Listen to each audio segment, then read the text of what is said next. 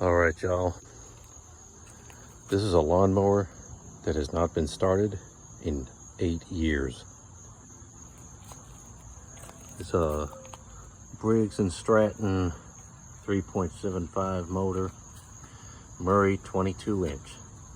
It's my baby. Got a nice little side discharge. I bought it myself at a Walmart. And I haven't started it in 8 years. And I can't wait to be able to cut my own lawn with it. But before that, I'm going to need to get it working again. So I'm going to give you some tips on how to hopefully get it going after it's been sitting for so long. This is a spark plug socket. It's a little bit deeper so it can fit over your spark plug. This one is 13/16 of an inch. I don't know if all spark plugs are that size, but this one is.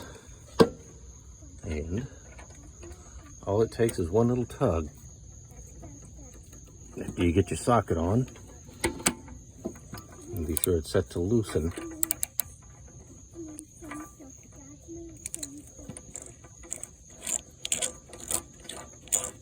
It's actually even easier than I thought. There it is. Now this may work still, and it may not. But hey, you could pay for one of these with a $5 bill and still get change back. So might as well just get another spark plug. And then there's the gas tank. If you ever need to know if there's any leftover gas from the winter that just needs to be dumped, well, removing the gas tank is a lot easier than you think. In fact, I might not even need the socket wrench for this. I could just use this extender bar. There's a bolt here that's a 1/2 inch.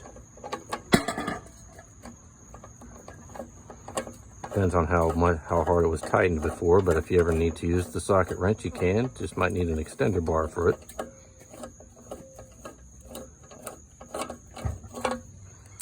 That bolt should come off no problem. I'm just going to lay it there for now. And there's one over here. And for that, I need a 3/8 of an inch. Stick that on there. Well, it's moving. Maybe I can just hand loosen it.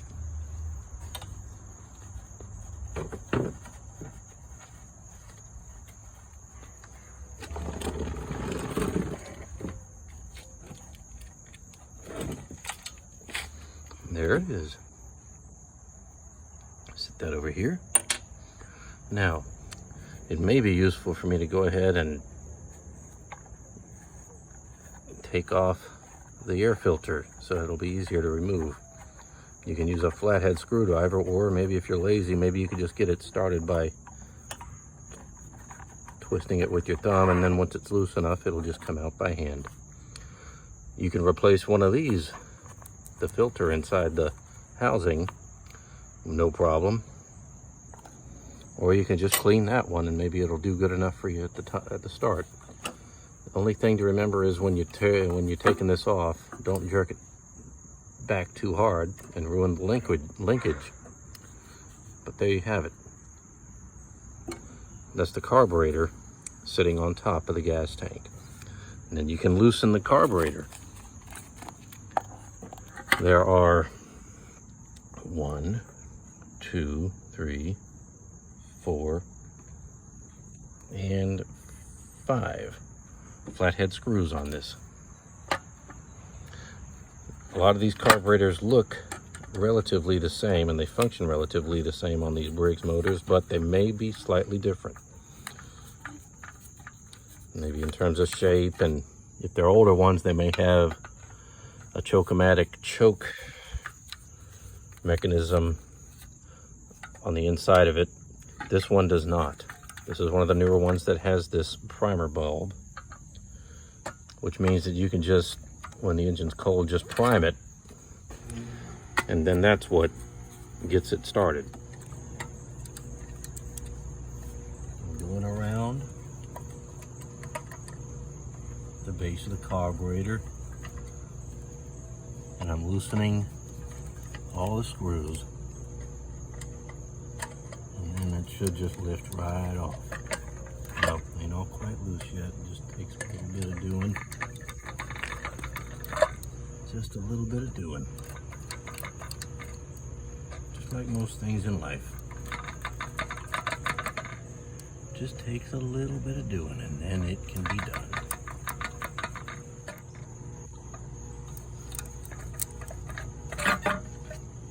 There she be. Now, there, if you look underneath where the carburetor sits, this old diaphragm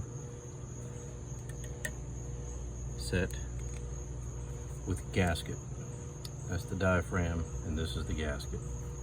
If you ever want to know how these are installed, this neoprene diaphragm is what directly contacts the gas tank. The gasket is the part that goes on top and sets against the carburetor. You'll notice in here there's a little spring that needs to be there. That's what enables it to pump properly when the motor is running and keep your gas flowing into the motor. And heaven knows what, if anything, is still in there. It doesn't appear to be much at all. But I will tell you this. I'm going to go get some carburetor cleaner and I'm going to spray inside and out of this thing. So if I don't, there's going to be a bunch of stuff in there when I put gas in it that I don't want in there and I don't want going into my motor. I guess one other thing I could do is check the oil. If you have to, you could stick a flathead screwdriver in there. I'd need one bigger than this, but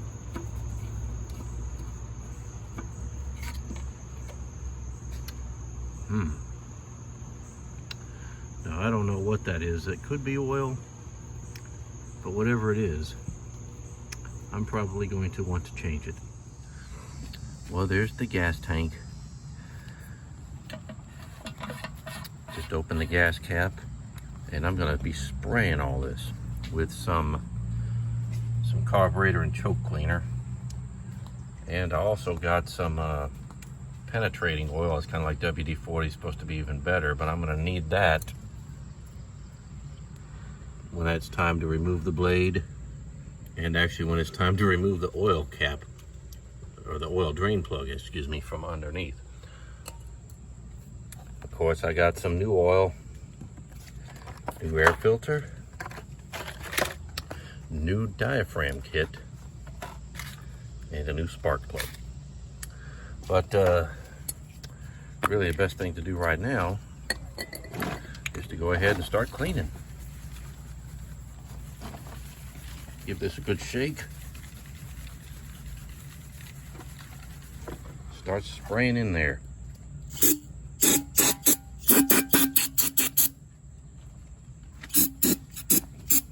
Spray it away from your face and give yourself plenty of room so it doesn't deflect in your eyes.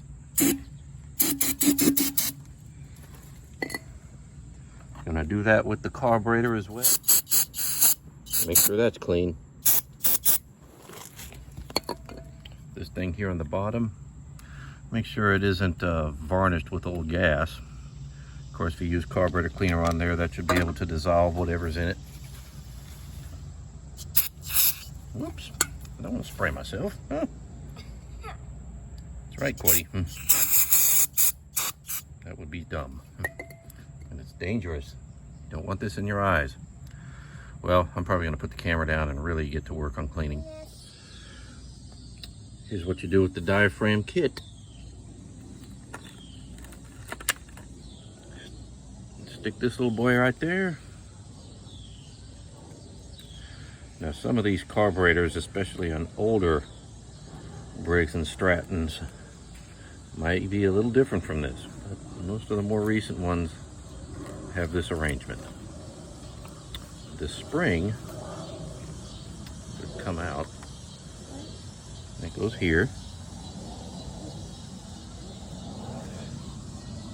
If I get it in the camera properly, it's going to be hard to do, but Goes right on that little tab right here.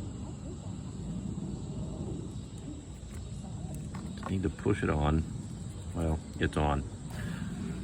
And then comes where I take the diaphragm, and this diaphragm, this lays directly onto the gas tank, whereas the paper gasket, thank you course, goes on top of that.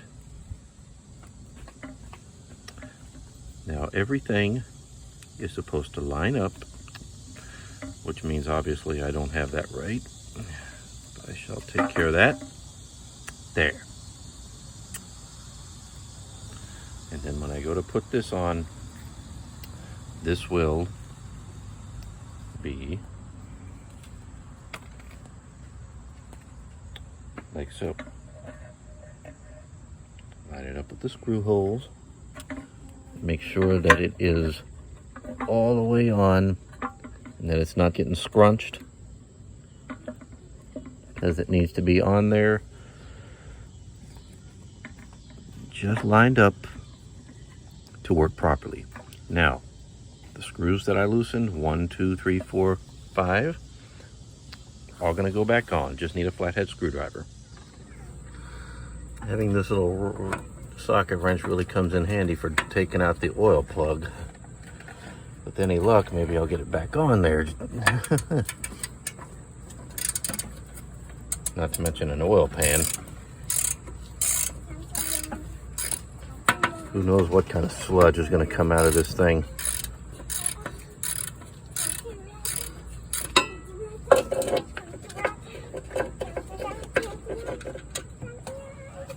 Yep, black gold, Texas tea. Well, let me tell you a story about a man named Jed. Boy, a mountaineer barely kept the family fed. Well, you're gonna have some clean oil going in just a little bit here. Yep, that's important. Helps a lot to put the camera down while you're trying to change the blade, because then you can hold it while you turn the wrench. But as you see here, it's got the bolt and it's got washers. Now the new blade's probably gonna have washers with it, but yeah, don't skip those, because you're gonna need them. And when you do go to tighten it really good. That blade's gotta stay tight, because running a motor without the blade, or at least with the blade loose, will make it all go wonky. New blade's on. Got the washers and everything on with the bolt. I got this thing good and tight. Well, I tightened it without holding the camera, because I had to hold the blade, of course, and I had to turn this. But you want to not worry about tightening it too much. Well, I guess if you just get crazy with it and strip this thing, that would obviously be going crazy and going too far, but it's got to be on tight. It's nice having a thing here that lets you know this is the bottom. Here's the carburetor, and here's a couple of little things that just came off of it when I pulled it off of there. They were kind of threaded around this thing, which is the tube, the intake tube. And you want to be sure they're on properly. That O-ring needs to go there. Be sure it sets in properly in the hole. And then this little dude. That's where they belong. Okay, now to reattach the gas tank and the carburetor. This is the linkage which connects that carburetor to the where the throttle door is to the governor mechanism. There's a spring here, and this one actually has a second spring. You can get both of those either at a parts store or even off of eBay or whatever. But just be sure that they're attached properly, which they are. And then all I need is to find me the bolts that go on either side of this thing. Pardon me just a second. I think I have them stashed away in here. That's right. I may not even need necessarily a tool for this. Well, maybe I do, but I don't know.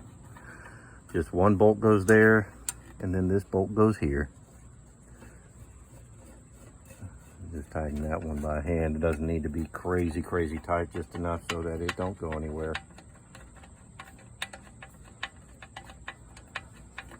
Yeah, I'm just lazy and I don't want to get my socket wrench. But in a minute here, if I need to tighten it just a bit, then I can go get it. But I think we should be all right. Let's not forget this part. This is the PCV tube. And unfortunately, I did a terrible job of making sure it was attached properly. So now I got to kind of finagle it. Well, it'll get in there. That's a tube that needs to connect.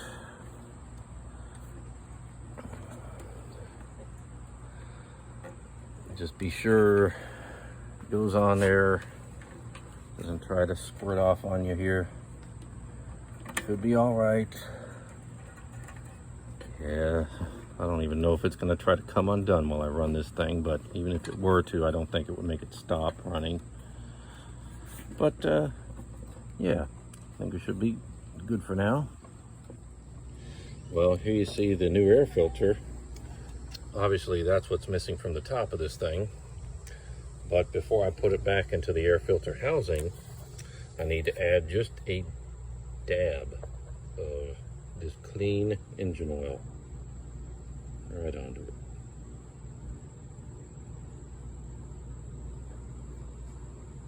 Let me put another EB dab over there. There. And then I just got to take it and work it into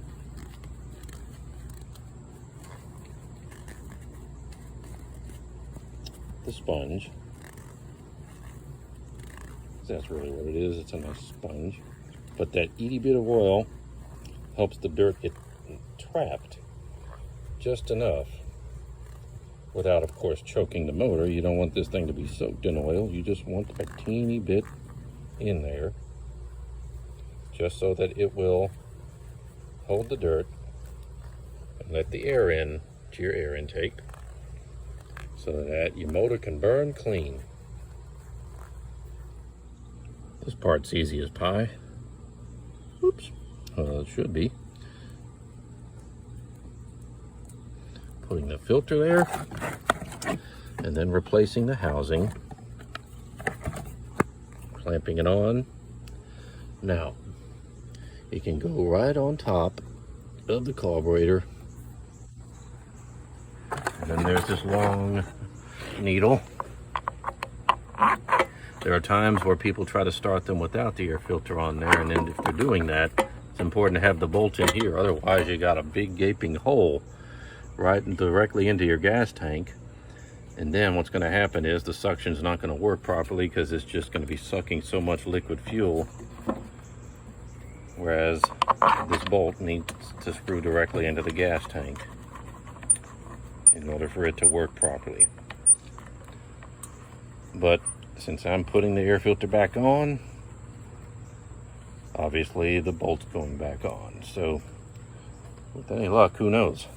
Maybe it'll work properly once I actually get fuel in it and oil. And one thing I dare not do before I dare try to start this is start it with really, really old oil or no oil. This is the oil dipstick. Now, not every motor, Briggs and Stratton like this one, has a dipstick like this, but a lot of the ones, especially more recently made, do. Of course, this is 17-year-old motor. That's not recent, but it's more recent than some, which probably had their oil fill cap just down here at the bottom where the sump is, and I guess in that case you just have to eyeball it. But as you can see, that's where it goes. I just screwed it back. I have heard that maybe about a pint is what goes into what fills most any small motor like this. I would probably say a little bit less than that because I don't want to run the risk of overfilling it. Okay, that funnel's a bit oversized for this, but hey, it works. This is an 18-ounce bottle.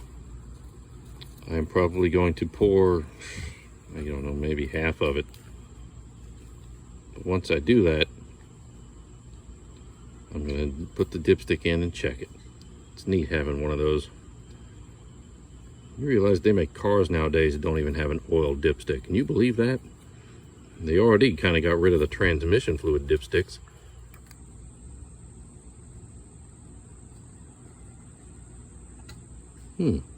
Let's say that is just about close to being enough. And a new spark plug. Hopefully this is the right one, but I did researched as much as I could. Well, it fits.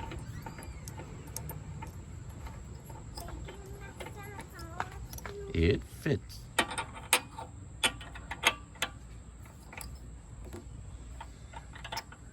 I'll go get the socket wrench. Don't need to over tighten that spark plug, but of course you do need to reattach the wire, whoops, from the magneto. And don't drop your cell phone either. Make sure it's on there good. Yep. Make sure the wire's not pinched. Now, for some fuel. Always fresh fuel. If it's been sitting for a while and it's had gas in it, obviously you don't want to start it with that. Hit the primary bulb about 4 or 5 times. Be sure the air filter's on tight, which it is. I put this throttle on myself, even without a throttle. But I'll start it all the way low.